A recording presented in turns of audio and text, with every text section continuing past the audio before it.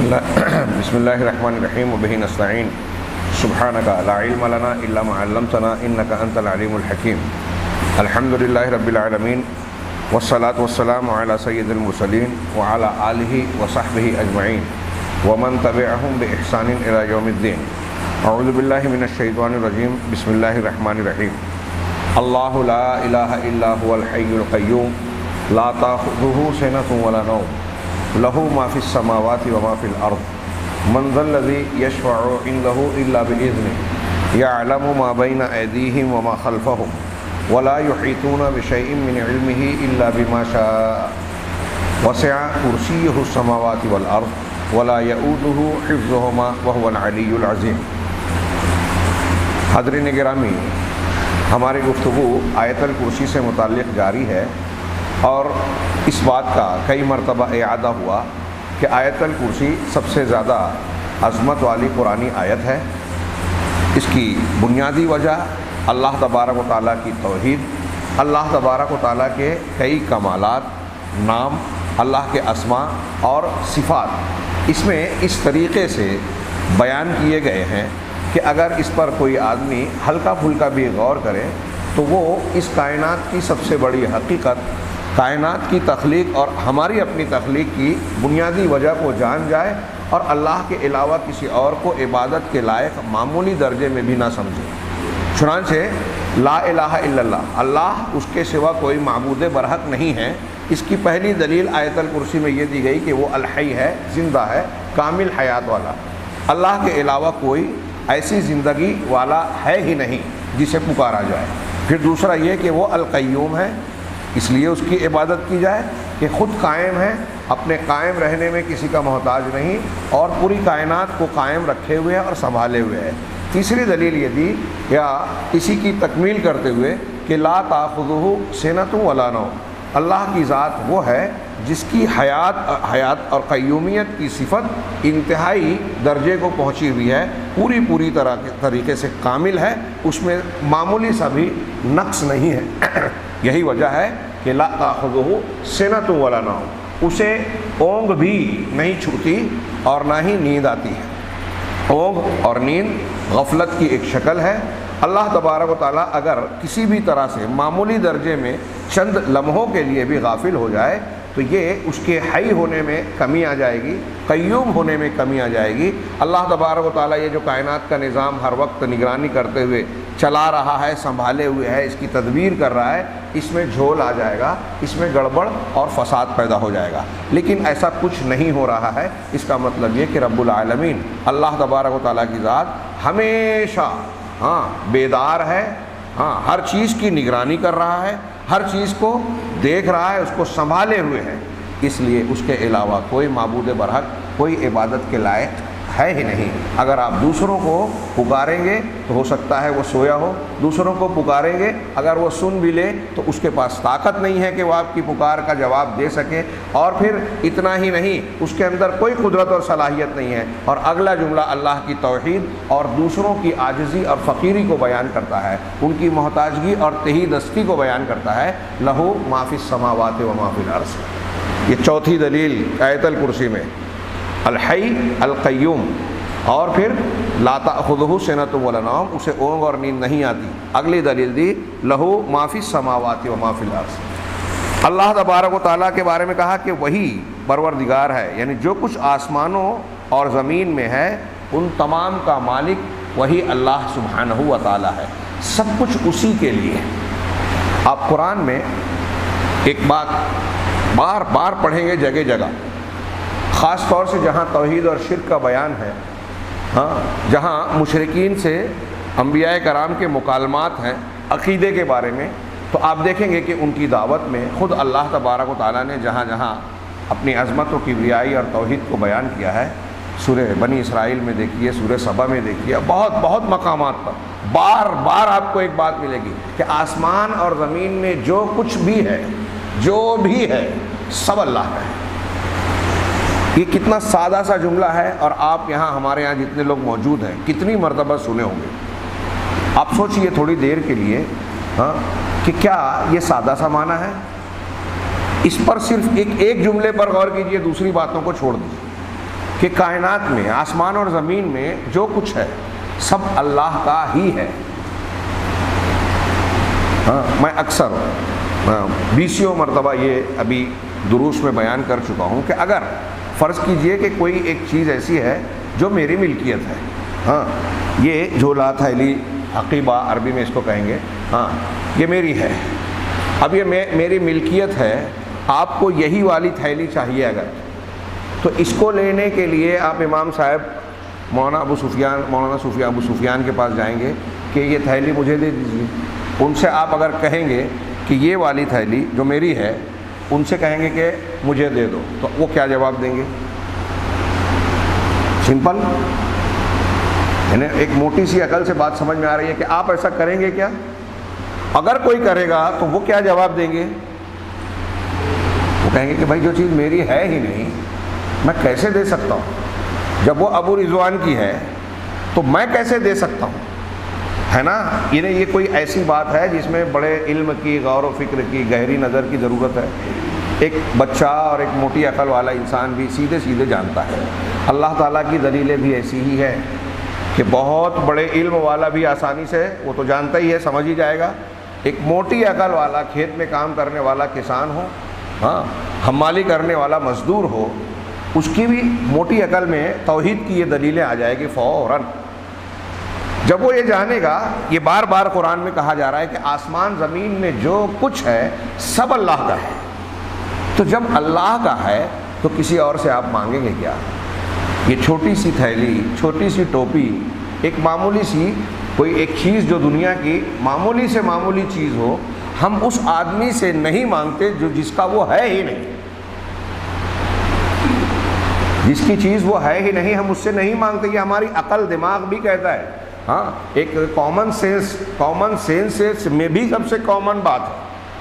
توحید کی اتنی کھلی، واضح، صاف، صرف یہ ایک دلیل کافی ہے لوگوں کا شرک رد کرنے کے لیے کہ آپ اگر کسی کی پوجا کر رہے ہیں، دیوی دیوتاؤں کی کر رہے ہیں، شجر حجر کی کر رہے ہیں، چاند ستاروں کی کر رہے ہیں، پہاڑوں کی کر رہے ہیں، جانوروں کی کر رہے ہیں، چھوڑیے انسانوں کی کر رہے ہیں۔ انسانوں میں کوئی ولی ہے، مسلمانوں میں ولی، ہندوؤں میں دیوی دیوتا یا کوئی اور بڑا۔ کچھ لوگ ماں باپ کو بولتے ہیں کہ وہ ہمارے لیے پوجنی ہیں، وہ ہیں، یا اس سے آگے بڑھے ہیں، ان سے زیادہ اونچے درجے والے۔ پھر ہمارے یہاں آئے انبیاء کو دیکھیں، حضرت عیسیٰ علیہ السلام کو دیکھیں، جناب محمد الرسول اللہ صلی اللہ علیہ وسلم کو دیکھیں، فرشتوں کو دیکھیں، ساری مخلوق کو دیکھیں۔ یہ قرآن کی آیت کا مطلب یہ ہوا نا کہ ان میں سے کوئی بھی آسمان اور زمین کی کسی بھی چیز کا مالک ہے کیا؟ نبی صلی اللہ علیہ وسلم یا فرشتے اپنی مرضی سے اللہ تعالیٰ کی مرضی کے خلاف کسی کو ایک دانہ نہیں، ایک ذرے سے بھی چھوٹی چیز کیا کسی کو دے سکتے ہیں، کسی سے چھین سکتے ہیں؟ ہر نماز کے بعد کے اذکار میں، یہاں آپ کے یہاں لگا ہوا ہے دیکھیے، اس میں ایک ذکر ہے، اللہم لا مانع لما اعطیت ولا معطی لما منعت ولا ينفع ذا الجد منک الجد۔ سوچئے تھوڑی دیر کے لیے، اس کا ترجمہ پڑھیے، اللہم لا مانع، اے اللہ کوئی روکنے والا نہیں ہے، لما اعطیتا، اس چیز کو جو تو نے دے دیا، تو جو دے رہا ہے اسے کوئی روک نہیں سکتا، ولا معطی لما منعتا، اور کوئی دینے والا نہیں ہے اس چیز کو جسے تو نے روک دیا۔ اگر اللہ تبارک و تعالیٰ نے آپ کو اولاد نہیں دی، اگر اللہ تبارک و تعالیٰ نے آپ کو اولاد دی لیکن بیٹا نہیں دیا، بیٹی دی، بیٹی نہیں دیا، بیٹا دیا، اگر اللہ تبارک و تعالیٰ نے کسی انسان کو آنکھ نہیں دی، کسی انسان کو دولت نہیں دی، کسی انسان کو خوبصورتی نہیں دی، کسی انسان کو کوئی اور نعمت سے محروم رکھا، تو جو اللہ تبارک و تعالیٰ نے نہیں دی اور نہیں دینا چاہتا، وہ یہ لوگ دنیا کی کوئی طاقت، ساری طاقتیں مل کر، سارے جنات، سارے انسان، سارے فرشتے، سارے انبیاء مل کر کیا وہ چیز کسی کو دے سکتے ہیں جو اللہ نہیں دینا چاہتا؟ سوچئے، دے سکتے ہیں؟ یہ ہم ہر نماز کے بعد بولتے ہیں تو اتنی سوچ کیوں رہے ہو؟ جو اللہ دینا چاہے کوئی روک نہیں سکتا، جو روکنا چاہے کوئی دے نہیں سکتا۔ روز بولتے ہیں نا نماز 5 نماز کے بعد، تو کیا مطلب ہے اس کا؟ یہ ایسے ہی بس ہم صرف زبان سے دہرا رہے ہیں؟ یہ توحید کی دلیل ہے، لہو ما فی السماوات و ما فی الارض کی ایک تشریح ہے کہ جب آسمان اور زمین کی ہر چیز کا مالک اللہ ہے، اس کا اختیار ہے، تو دوسروں کا جب اختیار ہے ہی نہیں تو وہ نہ کسی کو کوئی چیز دے سکتے ہیں نہ کسی سے کوئی چیز چھین سکتے ہیں. سوال ہی پیدا نہیں ہوتا. جو مالک ہی نہیں ہے، جس کا اختیار ہی نہیں ہے، وہ جب دے لے نہیں سکتا تو اب ایسے شخص سے جو مالک نہیں ہے اس سے مانگنے کا کیا مطلب؟ میں نے ابھی چھوٹی سی ایک مثال دی، اس پر آپ غور کیجئے. ایک آدمی کے پاس کچھ ہے ہی نہیں، آپ اس سے مانگیں گے؟ ایک بھکاری فقیر، یہ بھی میں اکثر مثال دیتا ہوں. ایک بھکاری آپ سے آگے کہہ رہا ہے کہ 3 دن سے میں بھوکا ہوں، 2 لقمہ کھانا کھلا دو. کہا میں کھانا تو کھلا دوں گا، تو 2 لاکھ روپیہ مجھ کو ادھار دے دے یا مدد کے لیے دے دے. آپ بولیں گے؟ اس آدمی سے آپ کو یہ امید رہے گی کہ یہ مجھ کو 2-4 لاکھ انعام ادھار دے دے گا؟ نہیں نا. کیوں؟ اس کا ایک وقت کا کھانا مانگنا، بھوکا ہونا کئی دنوں سے، یہ کیا بتا رہا ہے کہ وہ خود محتاج ہے، ضرورت مند ہے. اگر اس کے پاس لاکھ روپیہ کیا 10 روپیہ بھی ہوتا تو وہ بھوکا نہیں رہتا، کچھ نہ کچھ کھا لیتا خرید کر. یہ کامن سینس کی بات ہے. تو جس کے پاس کوئی چیز ہے ہی نہیں، اب وہ فقیر جو بھوکا ہے آپ سے 2 لقمہ کھانا مانگ رہا ہے، وہ لاکھ روپیہ آپ کو نہیں دے سکتا، یہ آپ کو آسانی سے سمجھ میں آ رہا ہے. تو یہ کیوں نہیں سمجھ میں آتا کہ کائنات کے تمام بندے مخلوقات، وہ پیر ہوں، فقیر ہوں، انبیاء ہوں، فرشتے ہوں، سب اللہ کے محتاج ہیں، فقیر ہیں، کسی کے ہاتھ میں کچھ ہے ہی نہیں، ساری ملکیت اللہ کی ہے. تو جب ان کے پاس ہے ہی نہیں، یہ خود اپنے لیے ضروریات کو اللہ کے جناب میں پیش کر کے دعا مانگتے ہیں اللہ سے. انبیاء کی دعاؤں کو دیکھیے، قرآن نے نقل کیا. حضرت نوح علیہ السلام، حضرت آدم علیہ السلام، حضرت ابراہیم علیہ السلام، حضرت ہود، حضرت صالح، اللہ کے نبی جناب محمد رسول اللہ صلی اللہ علیہ وسلم، حضرت موسیٰ علیہ السلام، جتنے بھی پیغمبروں کا ذکر ہے سب اللہ سے دعا مانگ رہے ہیں. حضرت موسیٰ علیہ السلام مدین پہنچ کے بکریوں کو پانی پلائی 2 عورتوں کی. اس کے بعد درخت کے نیچے جا کے، سورہ قصص میں یہ واقعہ ہے کہ درخت کے نیچے جا کے بیٹھے اور وہاں کہا رب انی لما انزلت الی من خیر فقیر. ایک پیغمبر کہہ رہا ہے، سفر کر کے آیا، تھکا ہوا ہے، کوئی ٹھکانہ نہیں ہے، اس حالت میں بھی 2 عورتوں کی مدد کر رہے ہیں. پیغمبر کا کردار دیکھیے، رونا گانا نہیں کیا لوگوں کے سامنے چندے کے لیے. وہاں پہنچے، دیکھا کہ لوگ اپنی بکریوں کو پانی پلا رہے ہیں، 2 عورتیں الگ بکریاں لے کے کھڑی ہیں. کہا آپ لوگ کیوں نہیں پلا رہی ہیں؟ کہا ہم تو عورتیں ہیں نا، وہ مرد ہیں اور پھر طاقت کا بھی معاملہ ہے، تو پہلے وہ بکریاں پلا لیں گے، سیراب کر لیں گے، پھر ہم چرانے آئیے. کہا ٹھیک ہے، ہمارے باپ بوڑھے ہیں، گھر میں کوئی مرد نہیں ہے. حضرت موسیٰ نے خود جا کے، یہ نہیں کہا کہ دیکھو میں تو بہت دور دراز سے آیا ہوں، کھایا پیا نہیں ہوں، کمزور ہوں، اپنا دکھڑا نہیں سنایا. کنویں سے پانی جا کے نکالا اور ان کی بکریوں کو پلایا. اور ان سے یہ نہیں کہا کہ اس کا کچھ بدلہ عوض دے دو، چھوڑ دیا، بھیج دیا. اور اب درخت کے نیچے جا کر بیٹھ رہے ہیں اور کہہ رہے ہیں رب انی لما انزلت الی من خیر فقیر. یہ توحید کی دلیلیں ہیں. ایک پیغمبر انسانی حالات اور نشیب و فراز سے گزر رہے ہیں. یہ کوئی حضرت موسیٰ کے واقعے میں ہی نہیں، حضرت نوح علیہ السلام کا واقعہ رات میں نے سورہ ہود کے متعلقہ امور کو بیان کیا. اس میں انبیاء کے واقعات کا ذکر ہے. حضرت نوح علیہ السلام کا کل ہم نے یہاں اسی درس میں ذکر کیا. اپنے بیٹے کے بارے میں اللہ سے التجا کی، احتجاج کیا کہ میرا گھر والا تھا، اہل و عیال کا آدمی تھا، اور اللہ تو نے وعدہ کیا تھا لیکن وہ ہلاک ہو گیا. اللہ نے ڈانٹ پلائی کہ تمہارے گھر والا وہ نہیں ہے، مشرک ہے، برے عمل والا ہے. تمہارے گھر والے تمہارے دین کے پر چلنے والے لوگ ہیں، رشتہ دار وہ ہیں. پیغمبر کو ڈانٹ پلائی. ارے سگے بیٹے کے لیے تھوڑی دیر کے لیے یہ سادہ سودہ واقعہ، قصہ کہانی نہیں ہے کہ بس ہم نے سنا اور اڑا دیا. اللہ تعالیٰ نے ان حقائق کو ہمارے اور آپ کی عبرت کے لیے بیان کیا ہے، درس کے لیے بیان کیا ہے کہ دیکھو اللہ کے حقوق اور امتیازات میں، خصوصیات اور اختیارات میں ایک پیغمبر کو بھی دخل نہیں ہے. وہ اپنے بیٹے کو نہیں بچا سکتے اگر اس نے لا الہ الا اللہ کا اقرار نہیں کیا ہے. اگر وہ مشرک ہے تو پیغمبر کا بیٹا بھی نہیں بچ سکتا. تو ہم اور آپ کس کھیت کی مولی ہیں؟ یہ تو نوح علیہ السلام کا بیٹا، ابراہیم علیہ السلام کے باپ، لوط علیہ السلام کی بیوی، اللہ کے نبی جناب محمد رسول اللہ صلی اللہ علیہ وسلم کا سگا چچا ابو لہب، آپ کے ماں باپ شرک پر مرنے کی وجہ سے مرے ہیں، اس لیے اللہ کے نبی ان لوگوں کو جہنم سے نہیں نکلوا پائیں گے. کتنی بڑی دلیل ہے توحید کی. اور یہ سب ساری چیزیں تشریح ہے اس آیت کی. لہو ما فی السماوات و ما فی الارض، جو کچھ آسمانوں میں ہے، جو زمینوں میں ہے، سب اسی کا ہے.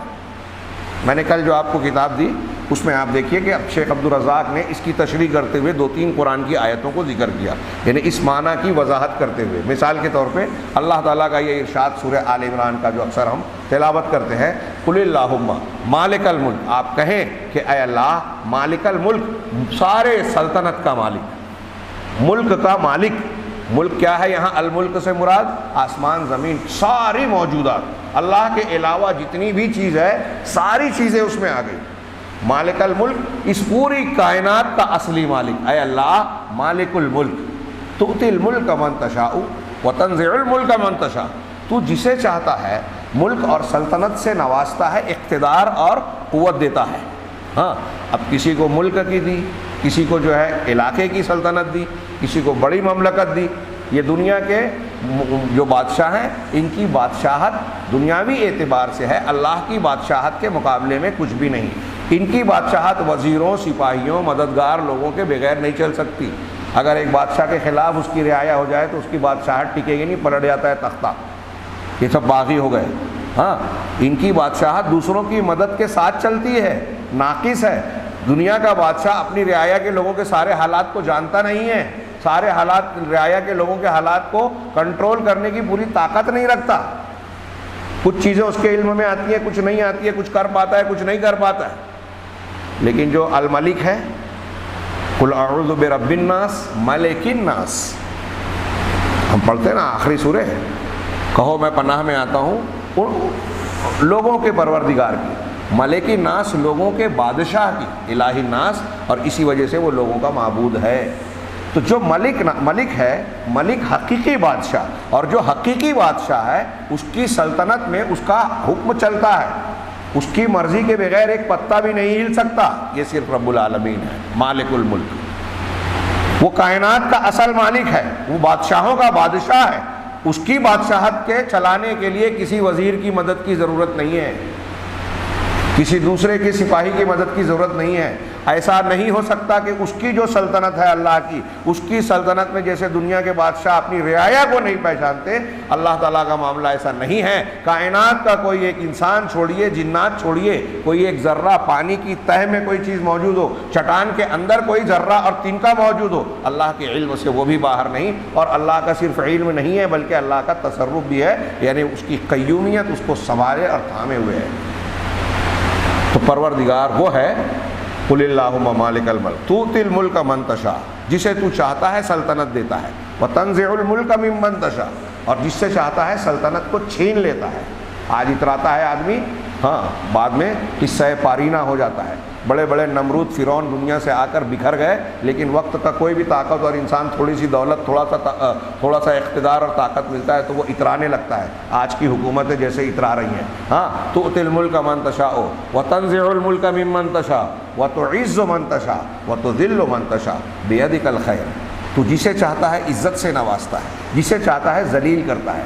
ہاں، قرآن میں منافقوں کو اور لوگوں کو بار بار کہا گیا ہے، جو لوگ مسلمانوں میں رہ کر غیر مسلموں کا ساتھ دیتے ہیں، مسلمانوں میں رہ کر حق کا ساتھ دینے کی بجائے، انصاف کو طاقت دینے کی بجائے ظلم اور ظالم کا ساتھ دیتے ہیں، ان سے اللہ تعالیٰ نے سوال کیا کئی جگہ پہ، کیا چاہتے ہیں یہ کافروں کا ساتھ دے کر؟ عزت چاہتے ہیں؟ آپ کہیں کہ عزت پوری کی پوری اللہ کے ہاتھ میں ہے، وتعز من تشاء، تو جسے چاہتا ہے عزت دیتا ہے۔ عزت چاہیے تو اللہ والے بنیے، دونوں طرف چل کے کہ شیخ بھی خوش رہے، شیطان بھی ناراض نہ ہو، ادھر بھی رہیں ادھر بھی، تھالی کے بیگن، جدھر پڑلا بھاری دیکھا ادھر ہو گئے، اور سمجھتے ہیں کہ ہم بہت چالاک ہیں، ان کو بھی بیوقوف بنا رہے ہیں، ان کو بھی دونوں ہاتھ میں لڈو، سچے کے ساتھ بھی ہے، جھوٹے کے ساتھ بھی، حق کے ساتھ بھی ہے، باطل کے ساتھ بھی۔ یہ اللہ تعالیٰ کے یہاں نہیں چلتا۔ تھوڑے دن کے لیے آدمی اپنے آپ کو چالاک سمجھتا ہے، لیکن ایسے آدمی کی چالاکی اس کی سب سے بڑی حماقت ثابت ہوتی ہے۔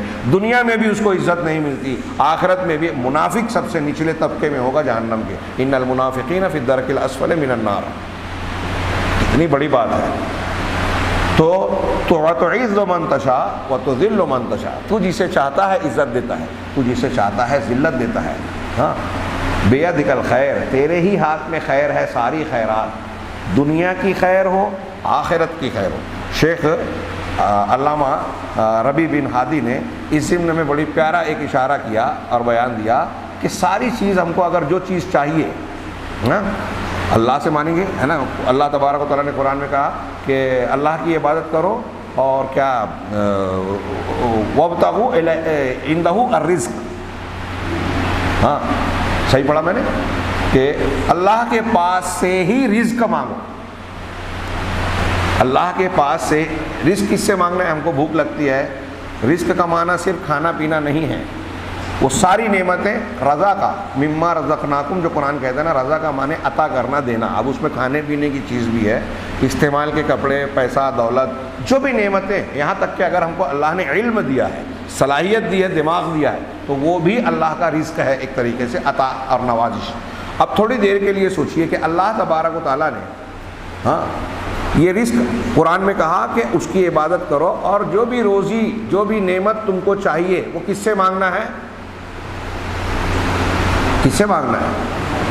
کیوں مانگنا ہے صرف اللہ سے؟ ابھی میں نے جو مثال دی تھی کہ ایک چیز میری ہے تو مجھ سے مانگیں گے آپ، دوسرے سے نہیں مانگیں گے. تو پوری کائنات کی ہر چیز اللہ کی ہے، ملک اس کا ہے، ایک ذرے کا مالک بھی کوئی دوسرا نہیں ہے. تو ہم کو اللہ سے رزق مانگنا ہے. تو جو چیز اللہ کے پاس ہے، یا جو اللہ جس کا مالک ہے، وہ اللہ سے. یہی بات کہی جا رہی ہے لہو ما فی السماوات و ما فی الارض میں.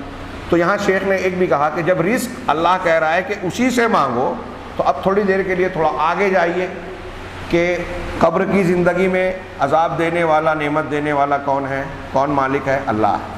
تو قبر کے عذاب سے پناہ مانگنا اور قبر کے انعام کو مانگنا کہ میری قبر کو کشادہ کر دینا، میرے ماں باپ کی قبر کو کشادہ کر دینا، یہ کس کی طاقت، پاور، اختیار ہے؟ اسی کا ہے. اس سے آگے جائیں میدان محشر، اس سے آگے جائیں جنت جہنم. اب جنت بھی اللہ کی اور جہنم بھی اللہ. ایک موٹا سا سوال، اللہ نے کہا کہ رزق اللہ کا ہے، کائنات کے رزق کو اسی سے مانگو. اب تھوڑی دیر کے لیے جو لوگ یہ بزرگوں، باباؤں، پیروں، فقیروں، فلانوں، ڈھماکوں کے یہاں جاتے ہیں، دوسروں کی پوجا پرستش کرتے ہیں، دیوی دیوتاؤں کو یا کسی اور کو مانتے ہیں، ان سے پوچھا جائے. یہ کفار مکہ سے بھی سوال کیا گیا کہ جب کائنات کی چیز تم یہ مانتے ہو کہ ساری چیزوں کا پیدا کرنے والا اللہ ہے، تو جس نے پیدا کیا اختیار اس کا چلے گا کہ دوسروں کا چلے گا؟ مالک وہ ہوا کہ دوسرے ہوئے؟ وہی ہوئے نا. تو اب مالک جب اللہ ہے تو اس سے مانگنا ہے. تو اب دنیا میں جب مالک اللہ ہے اور اس سے مانگنے کی تعلیم دی جا رہی ہے، تو اس دنیا کے بعد جو جنت اور جہنم کا معاملہ ہے، اس میں ڈالنا نہ ڈالنا، اس کی نعمتوں کا، جنت کی نعمتوں کا دینا نہ دینا کس کے اختیار، پاور میں ہے؟ کوئی پیر بابا نے اس کو بنایا؟ کسی کا وہاں کچھ حصہ ہے؟ کسی نبی کا، پیغمبر کا؟ نہیں نا. تو جب اللہ کی جنت ہے تو مانگا کس سے جائے گا؟ جنت مانگیں گے تو کس سے مانگیں گے آپ؟ پیر صاحب سے، اللہ کے رسول صلی اللہ علیہ وسلم سے، حضرت عیسیٰ علیہ السلام سے، انبیاء اور مرسلین اور صالحین سے. کتنی موٹی سیدھی بات ہے، اور یہ کوئی ان کی توہین نہیں ہے، سمپل لاجک اور بات ہے، حقیقت اور انصاف کی بات ہے، اللہ کے حق کی بات ہے. ہاں اگر آپ کسی پیر، بابا، فقیر کو اگر ایسا سمجھ رہے ہو تو یہ آپ سمجھ رہے ہو کہ ان کو عزت دے رہے ہو؟ نہیں، ان کے ساتھ بھی ظلم کر رہے ہو اور اللہ تعالیٰ کی بھی بے عزتی کر رہے ہو، گستاخی کر رہے ہو، ایسی گستاخی جس کو اللہ کبھی معاف نہیں کرے گا اگر توبہ کیے بغیر مر گئے. یہی تو شرک ہے. تو جب اللہ تبارک و تعالیٰ ہی کے لیے سب ہے، وَتُعِزُّ مَن تَشَاءُ وَتُذِلُّ مَن تَشَاءُ بِيَدِكَ الْخَيْرُ، ساری بھلائی تیرے ہاتھوں میں ہے. تو اب جنت بھی اللہ کی بھلائی ہے. تو اب جنت اللہ کی ہے تو کون دے گا؟ آگے کہا تولج اللیل فی النہار وتولج النہار فی اللیل وتخرج الحی من المیت وتخرج المیت من الحی. رات کو دن میں تو ہی داخل کرتا ہے، دن کو رات سے تو ہی نکالتا ہے. ہاں، اور کیا زندے کو مردے سے اور مردے کو زندے سے تو ہی نکالتا ہے. زندوں کو مردے سے، ہم زندہ پیدا ہوئے. ہاں ہم زندہ پیدا ہوئے. ہم کہاں سے آئے؟ مٹی سے. مٹی مردہ تھی، مٹی سے کھانا پیدا ہوا، غذا پیدا ہوئی، پیڑ پودے. اس پیڑ پودے کو ہم نے کھایا، اس کھانے کی وجہ سے مادہ منویہ بنا. اس سے اللہ تعالیٰ نے جو مادہ منویہ بنائی، اسپرم، اور اس میں جو کیڑا بنا، وہ اس کے اندر زندگی آ گئی. مٹی میں زندگی نہیں تھی جہاں سے اناج اگ رہا تھا. حضرت آدم علیہ السلام کو پہلے مٹی سے بنایا، اور ہم جو کھانا کھاتے ہیں وہ بھی مٹی سے ہی اگتا ہے. مردے سے زندے کو نکالا. کچھ لوگوں نے کہا دیکھو، ہاں مرغی سے انڈا نکال رہا ہے، یہ زندہ ہے مرغی، انڈا مردہ ہے، اور انڈا مردہ ہے، انڈے سے بچے کو نکالا. اور بھی مثالیں دے سکتے ہیں. ابھی الگ بات ہے کہ ہم یہ کہیں گے نہیں نہیں انڈے میں بھی جان ہوتی ہے، یہ ہوتی ہے، وہ ہوتی ہے، لیکن یہ تو بالکل واضح ہے کہ یہ اللہ کی شان ہے کہ زندے سے مردے کو نکالتا ہے، مردے کو زندے کو نکالتا ہے، وَهُوَ عَلَىٰ كُلِّ شَيْءٍ قَدِيرٌ، اور وہ ہر چیز پر قادر ہے۔ اور بھی اس قسم کی اور بھی آیتیں ہیں، ہاں اس میں ایک آیت جو بیان کی گئی ہے سورہ سبا کی، وہ ایک آیت پوری ایک کتاب ہے، ہاں جس کے غالباً آیت نمبر 22-23 ہے سورہ سبا کی، لہو ما فی السماوات و ما فی الارض کی تفسیر میں ہم اسے پیش کر سکتے ہیں کہ قل ادعوا الذین زعمتم من دون اللہ لا یملکون مثقال ذرۃ فی السماء والارض۔ ہاں یہ آیت ایسی ہے جو میں پڑھ رہا ہوں، جس کے بارے میں علماء نے بیان کیا، شیخ محمد بن عبد الوہاب رحمہ اللہ نے بھی اس کے بارے میں ذکر کیا کتاب التوحید میں، کہ یہ آیت ایسی ہے کہ اگر آپ ہم یا بندے اس کو سمجھ لیں تو شرک کی جڑوں کو دل سے کاٹ دینے والی آیت ہے، شرک کی بنیادوں کو ختم کرنے والی، اکھاڑ دینے والی قرآن کی آیت ہے۔ سورہ سبا کی یہ آیت نمبر 22-23 میرے خیال ہے، ہاں پڑھیے، قل ادعوا الذین زعمتم من دون اللہ، آپ کہیے ان سے کہ اللہ کے سوا علاوہ جن لوگوں کو تم نے گمان کر رکھا ہے کہ یہ عبادت کے لائق ہے، ہاں لا یملکون مثقال ذرۃ فی السماوات والارض، کہ وہ آسمانوں اور زمین میں ایک ذرے کے بھی مالک نہیں ہے۔ ایک ذرہ کس کو بولتے ہیں؟ جیسے یہ سورج کی روشنی کسی سوراخ سے آئے تو وہ جو باریک باریک دکھتی ہے، تو پرانے علماء نے اس کے ذرے کی وہی تشریح کی۔ اب آج سائنس کے زمانے میں ہم ذرہ کہہ لیں ایٹم جزو لا یتجزا، کسی چیز کا اتنا چھوٹا حصہ کہ اب مزید حصوں میں بانٹا نہیں جا سکتا، وہ ذرہ ہے۔ تو اس ذرے کے برابر کا بھی وہ سارے لوگ، قرآن کہہ رہا ہے، رب العالمین فرما رہا ہے، ہاں جس پر بریلوی، دیوبندی، صوفی سارے لوگ عقیدہ رکھنے کا دعویٰ کرتے ہیں، تو مانے یہ اللہ کا فرمان کہ پیر صاحب ہوں، شیخ صاحب ہوں، نبی ہوں، بڑے سے بڑے بزرگ ہوں، آسمان میں کوئی اڑتا ہوا دکھ رہا ہو انسان، کوئی پانی پہ چلتا ہوا کسی کا واقعہ آپ قصہ جھوٹا سچا بیان کرتے ہو، پہاڑ کو ہاتھ میں اٹھا کے لے کے بھاگنے اڑنے والا کسی کو بیان کرتے ہو، کوئی کیسا بھی ہو، قرآن پر اگر آپ کو ایمان ہے تو قرآن کہہ رہا ہے کہ آسمان میں، زمین میں جن کی عبادت کی جاتی ہے، اب کن کی عبادت ہوتی ہے، اس میں حضرت عیسیٰ بھی ہیں، اللہ کے نبی صلی اللہ علیہ وسلم کے بھی کچھ لوگ پوجا کر رہے ہیں، اور فرشتے بھی ہیں، دیوی دیوتا ہیں، ہاں بہت سارے بزرگان ہیں، کچھ گائے اور بیل کو اور کچھ سانپ کو بھی پوج رہے ہیں، کچھ اور کسی کو پوج رہے ہیں۔ تو اللہ کہہ رہا ہے کہ جن جن کو پوجا جا رہا ہے نا، آسمانوں میں اور زمین میں ایک ذرے کے بھی مالک نہیں ہے۔ لہو ما فی السماوات والارض، ساری ملکیت، سارا مالک ہونے کا اختیار، قدرت کس کے پاس ہے؟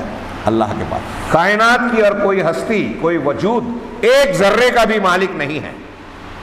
اب پہلی بات، علامہ ابن تیمیہ اس آیت کی تشریح کرتے ہیں کہ اگر آپ کسی سے کچھ مانگنا چاہتے ہیں تو کس لیے مانگتے ہیں؟ کہ وہ اس کی ملکیت ہے۔ تو اللہ نے اس فلسفے کو، اس خیال کو یہاں اس آیت میں رد کیا کہ آسمان اور زمین میں اللہ کے سوا کسی کو کوئی مالک ہے ہی نہیں۔ تو جب کسی کی ملکیت ہے ہی نہیں تو وہ ہم کو دے سکتا ہے کیا؟ لہذا ملکیت سمجھ کر کسی کو مانگنا، اس کو قرآن نے پہلے رد کر دیا۔ اب ملکیت جب نہیں ہے کسی سے مانگنے کے لیے تو دماغ میں یہ خیال ہو سکتا ہے کہ ٹھیک ہے پورا مالک نہیں ہے تو پارٹنرشپ ہوگی۔ کبھی کبھی ایسا ہوتا ہے کہ پورے مالک نہیں ہیں 100%، تو کچھ پرسنٹ کا شیئر ہوتا ہے، ملکیت، حصے داری۔ تو اللہ تعالیٰ نے آگے والے جملے میں کہا وما لہم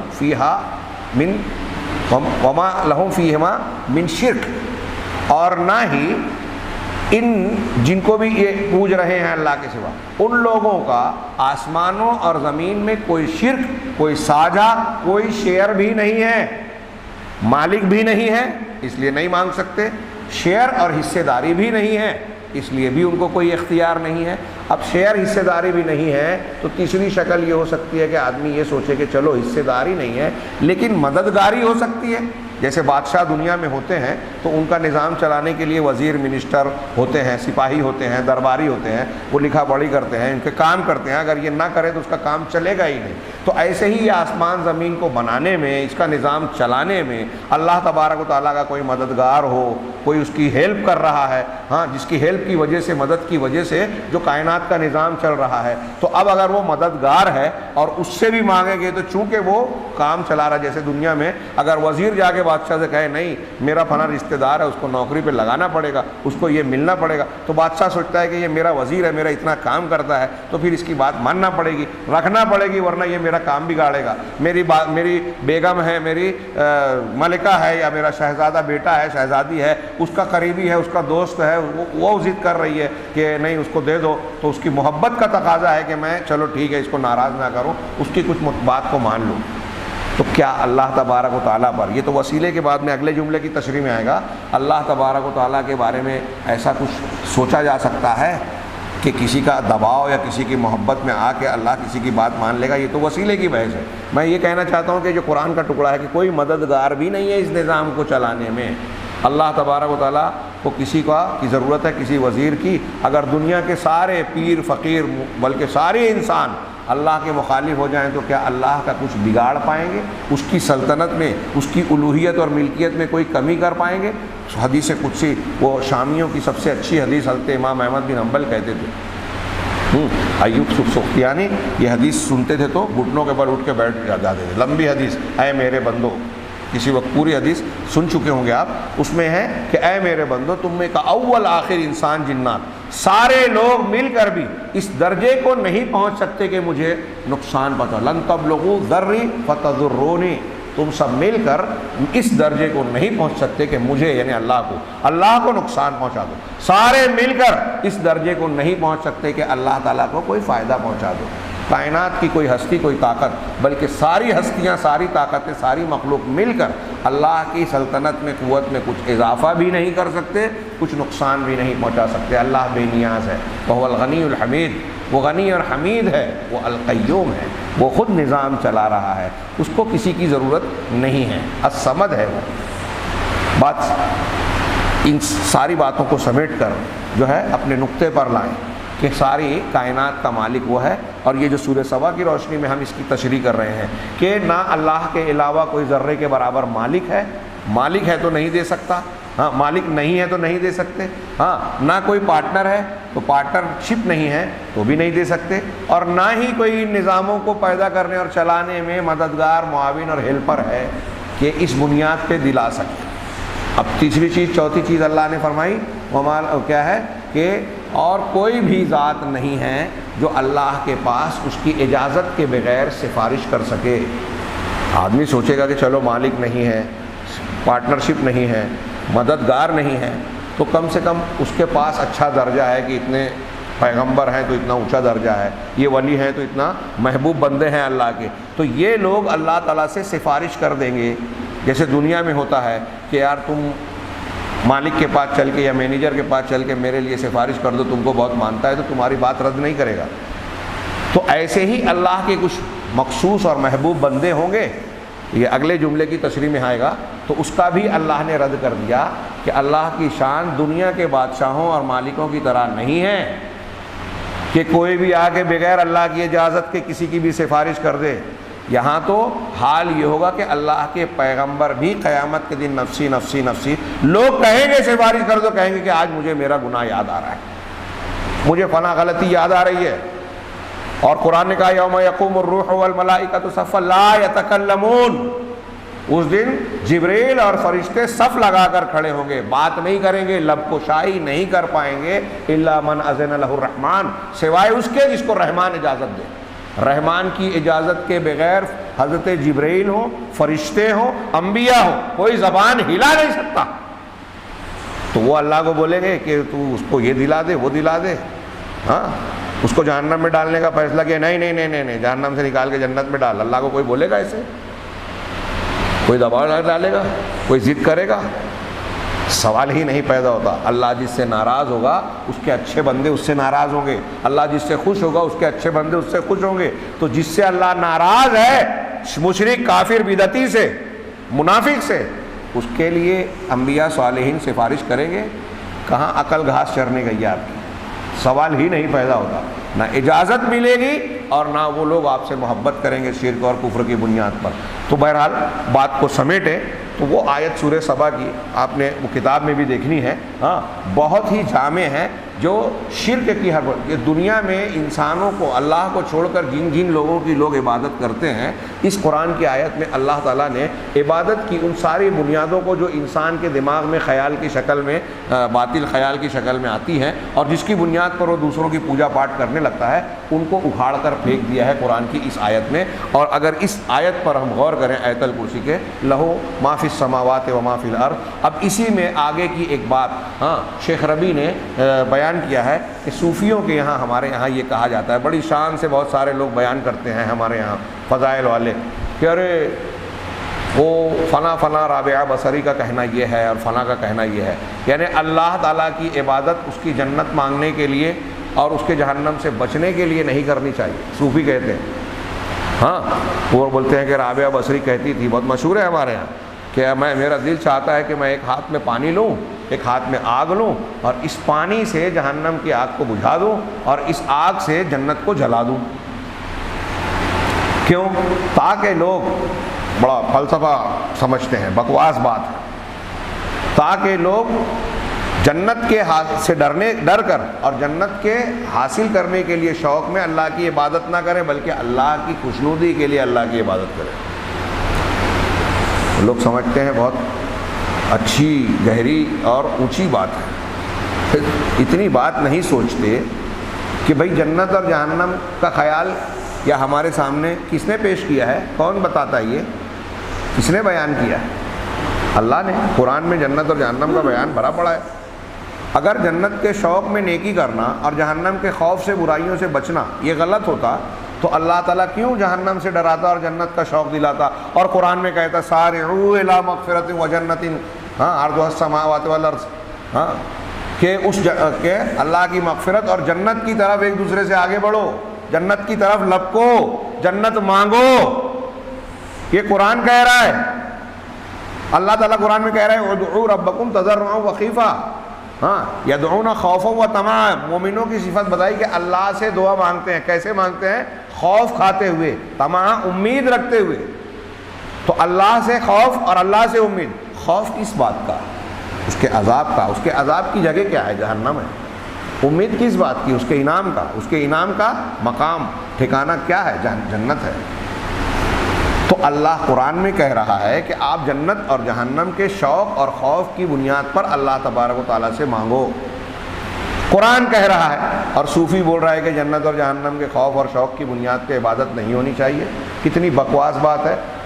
جنت کا ڈر، جنت کا شوق اگر انسان کے دماغ میں ہے تو یہ شوق اللہ کی عبادت پر ہی ابھارے گا، کیونکہ جنت میں ڈالنے والی ذات اللہ ہی ہوگی اور جہنم سے بچانے والا اللہ ہی ہے۔ اس لیے جہنم سے بچنے کا اور جہنم سے خوف اگر دل میں پیدا ہوتا ہے تو بندہ اللہ تبارک و تعالیٰ سے ہی معافی مانگے گا، اللہ کی نافرمانی سے ڈرے گا، توبہ استغفار کرے گا، اللہ سے دعا مانگے گا کہ ہم کو جہنم سے بچا۔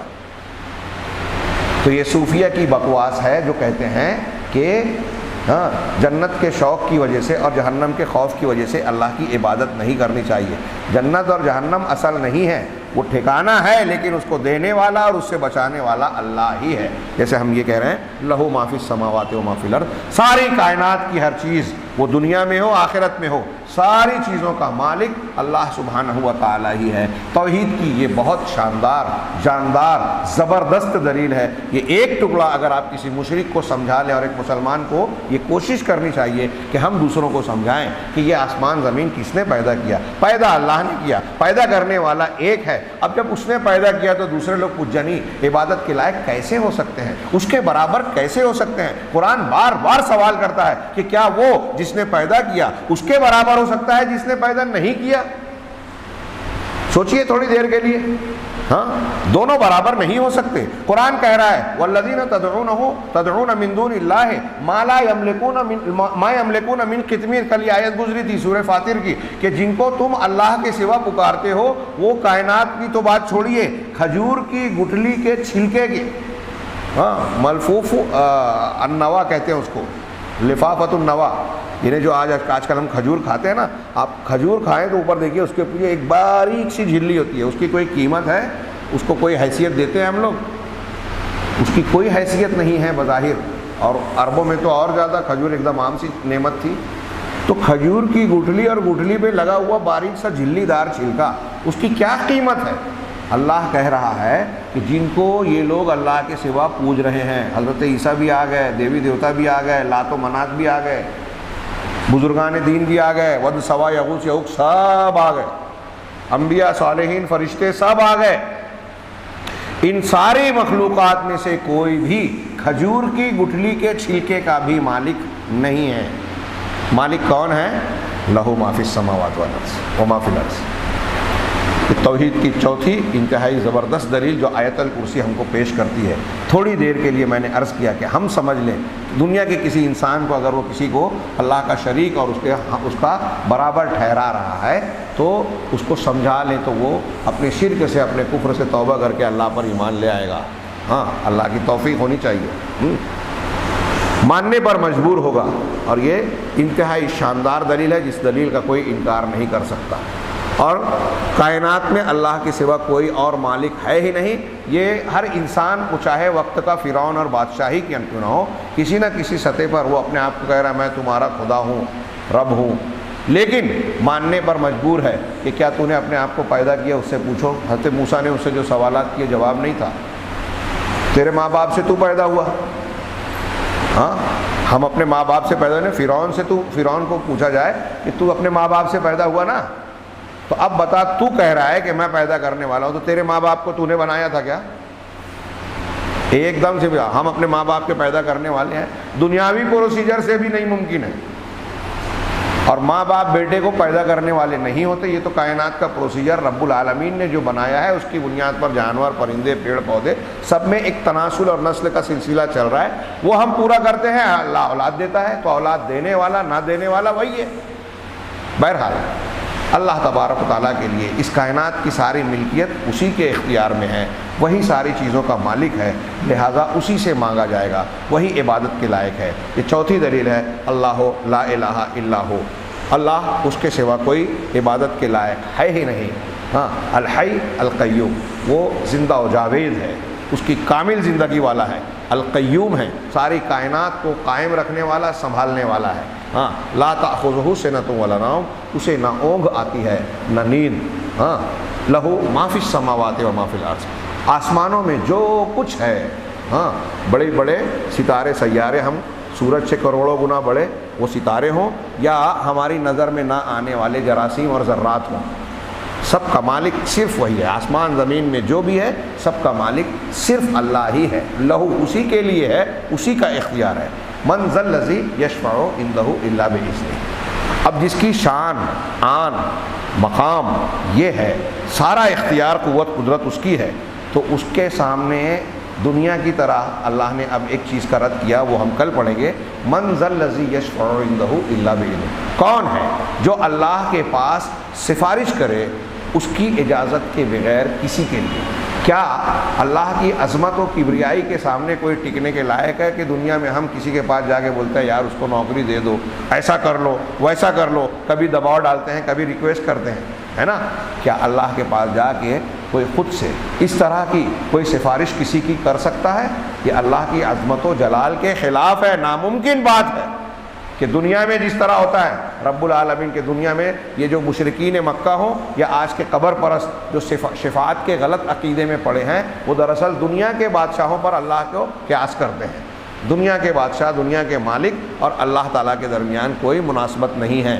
یہاں سفارش آپ کر سکتے ہیں، وہاں اس کی اجازت کے بغیر کوئی سفارش نہیں کرے گا۔ شفاعت کا بیان جو ہے وہ بہت بہت بہت اہم ہے۔ میں ایسا اپنے بچوں کو کلاسوں میں پڑھاتا رہا ہوں، اور اس سے پہلے آیت الکرسی پر جو ہمارا درس ہوا ہے اس پہ میں نے شفاعت پر بہت لمبا چوڑا درس دیا ہے۔ یہاں تو ہم ایک ہی درس میں انشاءاللہ کل اس کو سمیٹنے کی کوشش کریں گے، لیکن میں ایسا مانتا ہوں کہ نوح علیہ السلام کی قوم میں سب سے پہلا شرک وہ وجود پایا تھا دنیا کے اندر، اور آج تک جتنے بھی ہمارے یہاں نبیوں کو یا توحید کی دعوت کو جاننے کے باوجود، نبیوں کی دعوت کو جاننے کے باوجود جتنے لوگ آپ کو شرک کرتے نظر آئیں گے، یہاں تک کہ ہندو مذہب میں بھی، تو آپ کو بنیادی نقطہ یہ نظر آئے گا کہ شفاعت اور وسیلے کا غلط عقیدہ، اس کے بارے میں غلط فہمی، اللہ کو دنیا کے لوگوں پر قیاس کرنے کی وجہ سے یہ شرک کا دروازہ کھلا ہے اور لوگوں میں شرک داخل ہوا ہے۔